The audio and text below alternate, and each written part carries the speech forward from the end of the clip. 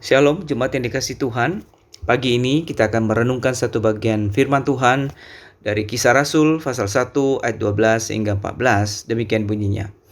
Maka kembalilah rasul-rasul itu ke Yerusalem dari bukit yang disebut Bukit Zaitun, yang hanya seperjalanan sabat jauhnya dari Yerusalem.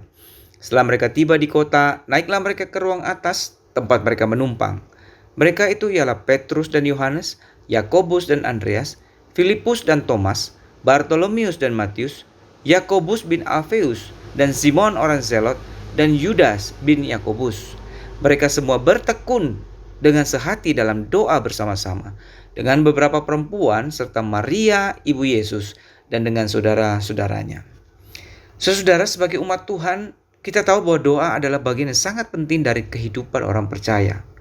Doa disebut nafas, ya, artinya sesuatu yang begitu esensial dalam kehidupan rohani kita.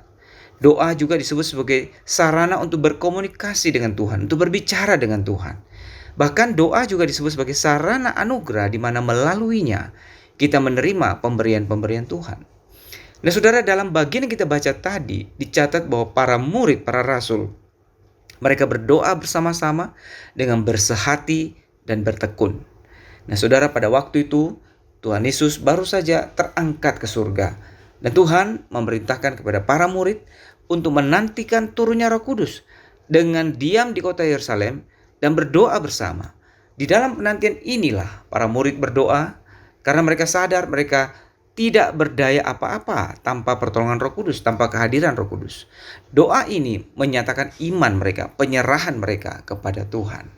Saudara, yang perlu kita perhatikan bahwa mereka bukan saja berdoa secara pribadi, tapi mereka juga berdoa bersama-sama. Kedua hal ini tentunya sama-sama pentingnya dengan peran yang berbeda-beda.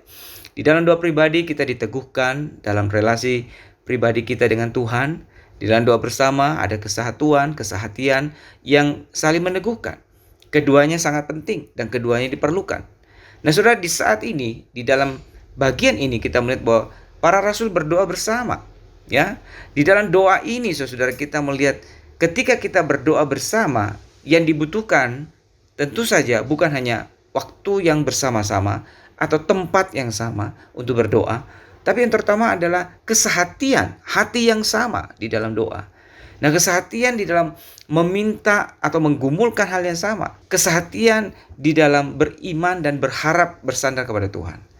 Saudara, sebagaimana para rasul yang bersehati berdoa untuk meminta hadirnya Roh Kudus dalam hidup dan pelayanan mereka, demikian juga kita sebagai umat Tuhan harus bersehati di dalam berdoa, meminta pertolongan Tuhan, bersehati di dalam memohon pertumbuhan iman kita, berdoa bagi jemaat supaya memiliki kerinduan untuk bersaksi, dan juga berdoa bagi keselamatan jiwa-jiwa yang telah mendengar Injil.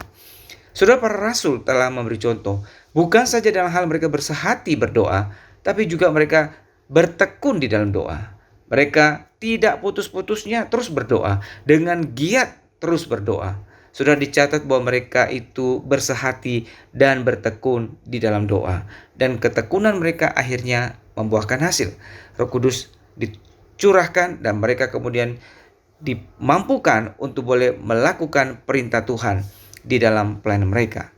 Saudara, sebagai umat Tuhan kita pun harus bersehati dan bertekun di dalam doa. Bukan hanya ketika kita menghadapi masalah yang khusus, tetapi dalam setiap keadaan kita perlu berdoa bagi keluarga kita, bagi gereja kita, dan juga tentunya bagi bangsa kita. Karena lewat doa kita akan dikuatkan, dan lewat doa Tuhan pun akan menyatakan anugerahnya bagi kita. Kiranya Tuhan memberkati kita. Amin.